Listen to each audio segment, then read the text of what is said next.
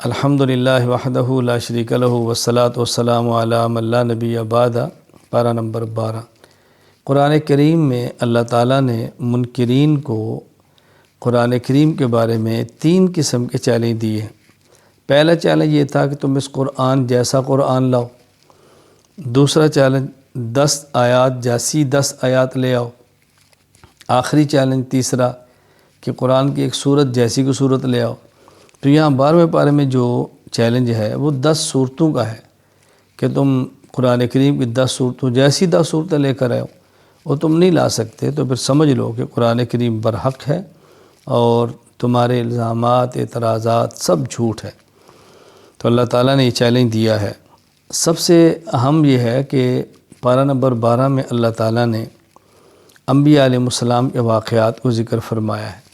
سب سے پہلے حضرت نوح علیہ السلام کا ذکر فرمایا، پھر حضرت ہود علیہ السلام کا ذکر فرمایا، پھر حضرت صالح علیہ السلام کا ذکر فرمایا، پھر حضرت ابراہیم علیہ السلام کا ذکر فرمایا، پھر حضرت لوط علیہ السلام کا ذکر فرمایا، پھر حضرت شعیب علیہ السلام کا ذکر فرمایا، اور پھر تفصیل کے ساتھ حضرت یوسف علیہ السلام کا ذکر فرمایا۔ حضرت نوح علیہ السلام کا واقعہ بیان فرمایا کہ جب قوم شرک میں حد سے تجاوز کر گئی، اللہ کا حکم آ گیا کہ آپ کشتی تیار کرو۔ کشتی تیار ہو گئی، آپ نے جو کلمہ گو تھے کشتی میں سوار فرما لیا، جانوروں میں سے نر اور مادہ جو جانور تھے وہ بھی اس میں بٹھا لیے، آسمان سے پانی برسا، زمین سے پانی نکلا، سیلاب آیا۔ تو حضرت نوح علیہ السلام نے اپنے بیٹے کو کہا بیٹا تو بھی آ جا۔ اس بیٹے نے کہا میں پہاڑ پر چڑھ کے بچوں گا، آپ کے ساتھ ہی بیٹھوں گا، پہاڑ پر بھی پانی تھا۔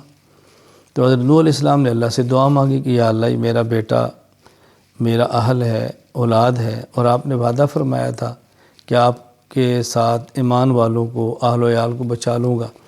تو اللہ تعالیٰ نے حضرت نوح علیہ السلام کو یہ بات فرمائی کہ اہل سے مراد وہ ہیں کہ جو مسلمان ہیں، یہ کافر ہے، اس کا کوئی عمل قابل قبول ہی نہیں ہے، اس لیے یہ وہ اہل نہیں ہے کہ جس کو تمہارے ساتھ سوار کیا جائے۔ تو حضرت نوح علیہ السلام کا بیٹا بھی مشرک ہونے کی بنیاد پر اسی عذاب کے اندر بہہ گیا۔ حضرت ہود علیہ السلام کی قوم شرک کرتی ہے، صالح علیہ السلام کی قوم شرک کرتی ہے، حضرت ابراہیم کا مشرک نمرود سے واسطہ ہے۔ تو ہر نبی نے اپنی قوم کو دعوت دی ہے، جب یہ نہیں مانے تو ان کے اوپر عذاب کا کوڑا برسایا ہے اور برباد ہوئے ہیں۔ حضرت ابراہیم علیہ السلام کو بڑھاپے میں اللہ نے بیٹا دیا ہے، فرشتے کے ذریعے بشارت دی ہے۔ اللہ تعالیٰ نے ابراہیم علیہ السلام کو فرزند عطا فرمائے۔ آپ کے 2 بیٹے ہیں، ایک بیٹے کا نام اسحاق ہے، ایک بیٹے کا نام اسماعیل ہے۔ حضرت اسحاق سے یعقوب ہے، یعقوب سے پھر یوسف ہے، یہ سلسلہ ہے۔ اور اسماعیل علیہ السلام کی لڑی سے صرف ایک بیٹا حضرت محمد صلی اللہ علیہ وسلم جو نبی اور رسول آخر بن کر تشریف لائے ہیں۔ حضرت لوط علیہ السلام کی قوم کا بہت بڑا جرم یہ تھا کہ وہ مرد کے ساتھ بدفعلی کرتا تھا۔ حضرت نے بہت سمجھایا، وہ نہیں مانے، بالآخر ان کے اوپر عذاب آیا۔ اور آپ کی اہلیہ چونکہ مسلمان نہیں تھی، کافر تھی، تو ان کے اوپر بھی عذاب آیا اور یہ بھی کفار کے ساتھ ہلاک ہو گئی۔ انبیاء میں سے ایک نبی حضرت نوح جن کی بیوی کافرہ ہے، حضرت لوط جن کی بیوی کافرہ ہے، ان 2 نبیوں کا قرآن کریم نے ذکر فرمایا کہ ان کی بیویاں بھی کافرہ تھیں اور کفار کے ساتھ ہلاک ہو گئیں، باوجود اس کے کہ وہ نبی کی بیوی ہے۔ حضرت ابراہیم علیہ السلام کا والد کافر ہے، حضرت نوح علیہ السلام کا بیٹا کافر ہے۔ تو ایک نبی کا باپ ہے، ایک نبی کا بیٹا ہے، لیکن ایمان نہیں تھا تو کفار کے ساتھ ہی برباد ہو گئی۔ ہمیں سے بات سمجھ آئی، حسب اور نسب سے انسان کی نجات نہیں ہوتی، نجات کی بنیاد ایمان ہے۔ ہاں ایمان موجود ہو، پھر اعمال میں کمی کوتاہی ہو، اللہ اپنے کرم سے کمی کوتاہی کو معاف فرما دے، درگزر فرما دے، یہ بات بالکل الگ ہے۔ پھر حضرت شعیب علیہ السلام کا قصہ بیان فرمایا کہ ان کی قوم کا بنیادی بہت بڑا جرم ناپ تول میں کمی تھی، بہت سمجھایا، نہیں باز آئے، بالآخر ان کے اوپر بھی اللہ کے عذاب کا کوڑا برسا اور وہ بھی تباہ و برباد ہو گئی۔ پھر پارہ نمبر 12 میں اللہ تعالیٰ نے تفصیل کے ساتھ حضرت یوسف علیہ السلام کا واقعہ بیان کیا۔ اس کا کچھ حصہ پارہ نمبر 12 میں اور آگے کچھ حصہ ان کا پارہ نمبر 13 میں۔ جس قدر پارہ نمبر 12 میں ہے میں اسی کا خلاصہ ذکر کر رہا ہوں۔ حضرت یوسف علیہ السلام کو خواب آئی ہے کہ آپ کو 13 ستارے، ایک چاند اور سورج سجدہ کر رہے ہیں۔ والد سے پوچھا، والد تعبیر بتائی۔ وہ اس تعبیر کو آخر میں اللہ تعالیٰ نے کس طرح سچا کر دکھایا کہ 11 بھائی ماں اور باپ نے آپ کو سجدہ تعظیمی کیا۔ تو حضرت یوسف علیہ السلام کے بھائی حسد میں آگے اپنے باپ سے بیٹے کو بھائی کو مانگا، لے کر چلے گئے، خود ان کو کنویں میں پھینکا، جانور کو ذبح کیا، اس کا خون ان کی قمیص پہ لگایا، والد کا بھیڑیا کھا گیا ہے، جھوٹ بولا۔ یوسف علیہ السلام گزرتے قافلے نے اٹھا لیا، ان کو مصر میں جا کے بیچ دیا، عزیز مصر نے خریدا، اس کے گھر میں بڑے ہوئے، اس کی بیوی زلیخا ان پر فریفتہ ہو گئی، بہت کوشش کی، ان تہمت لگا دی۔ یوسف علیہ السلام اس تہمت کی وجہ سے جیل کے اندر گئے ہیں اور ایک عرصہ جیل کے اندر گزارا ہے، اور زلیخا الزام لگاتی رہی۔ اللہ تعالیٰ نے ایک صفائی کا موقع آپ کو دیا جو آخر میں بات آئے گی۔ تو آپ جیل میں چلے گئے، ایک عرصہ جیل میں گزارا، پھر جیل میں آپ کو 2 قیدی ملے، ان 2 قیدیوں نے اپنے خواب بتائی، آپ نے ان دونوں کو تعبیر بتائی، تعبیر کے مطابق ان دونوں کے ساتھ معاملہ ہوا۔ جس کے بارے فرمایا تھا کہ تو بری ہوگا اور بادشاہ کا ساقی بنے گا، وہ ساقی بنا۔ جس کو فرمایا کہ تو سولی چڑھ جائے گا، وہ سولی چڑھ گیا۔ پھر یوسف علیہ السلام کے دور میں جو بادشاہ تھا اس نے خواب دیکھی، اس نے اس خواب کا ذکر کیا اپنے ان علماء کے ساتھ جو اس کے دربار کے تھے، ان کو خواب کی تعبیر نہیں آتی تھی۔ تو یہ جو جیل سے رہا کر آیا تھا، یوسف علیہ السلام نے اس کو تعبیر دی تو بادشاہ کا ساقی بنے گا۔ اس نے کہا مجھے اجازت دو، میں جاتا ہوں۔